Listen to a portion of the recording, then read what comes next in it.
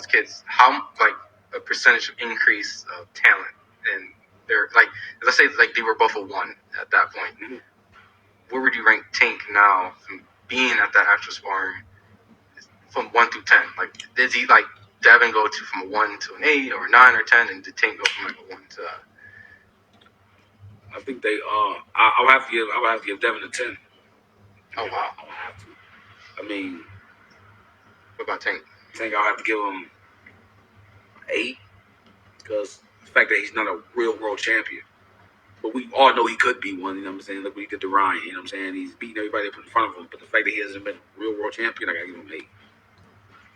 So if they faced each other, and regardless of you seeing the sparring in person and understand that was years ago, I would lean more towards Devin. Wow. I would lean more. Devin throws punches. He's gonna be in tip top shape, mentally strong. He believes he can win, and yeah, I would lean more. But Tank, you can't. Tank got that bomb. You know what I'm saying? But if I had to put money on it, I would put it on. I would put money on Devin. Peace, everybody. Sweet Science Boxing Academy. We're back with another video. Alright, man. So I was watching an interview with Lonnie B. He was on Fight Hype, and they were talking about Devin Haney and Gervonta Tank Davis. Lonnie B, he said that he was at the Mayweather gym naturally because during that time of the sparring session, Lonnie B was always at the Mayweather gym. I've always seen him in the background. He even did a few interviews with Dante's Boxing Nation when Dante was still in Vegas before he moved over to Thailand. And Lonnie said that he was at the Mayweather gym, that it was crowded, and in his opinion that he thought that Tank had won the sparring session, but he said it wasn't that bad. It was just that Devin Haney was just an experience, and he was just in there with a more experienced fighter. But he believed that Devin Haney will win if they've had fought now in the pros. He think that Devin Haney is a more complete fighter now than he was back then. And he look at Tank as not a real champion. And that's something that I've always said too, because Tank, he got all these WBA regular titles. It was only until Devin Haney moved up that he was elevated to super champion, that now he's considered an actual champion. But before that, he was never really a real champion. That one time he fought Pedraza, you can count that. But after that, it was just WBA regular time. But they was masking it as he was the actual world champion, and he really wasn't.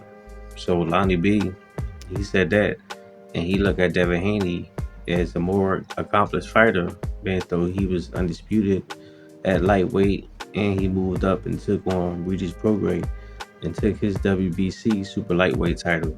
So this fight gotta happen because Ryan Garcia, he done started something. He done put out that little edited clip of the sparring session between Tank and Devin, and now he got the whole world talking about it. And more so now, people want to see them fight more than ever because they looking at it like, if Tank was able to do that to him back then why he act like he's scared to fight him? Why he can't do that now? And then you got others saying that, well, Devin beat him in the sparring session, and it is an edited clip. You can clearly see that. So put out the whole tape and then fight him now, because Devin can beat Tank.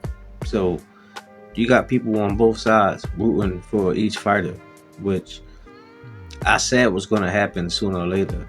And because of this whole little video clip coming out, is just bringing this more to the forefront, and it just pushed them to fight even more faster than they ever did before, because now the general public is clamoring for it like real hard, to the point where as though even Tank fans are saying like, all right, you beat him in sparring, so you gotta fight him now. There's no more excuse. So even they're bugging their own guy to fight Devin Haney, and eventually he gonna get tired of it, and he gonna ask for the fight. So like I said, they gotta be successful in their fights coming up. Devin Haney fighting Ryan Garcia, and Gervonta Davis fighting Frank Martin. And if they both be successful in those fights, which I believe they will be, then there should be no reason why they can't fight later on this year. So we'll just have to wait and see. But that's all I got for now, guys. Let me know what y'all think. Drop your comments down below. Make sure I hit the like, subscribe, and hit the bell. I'll see y'all in the next one. Peace.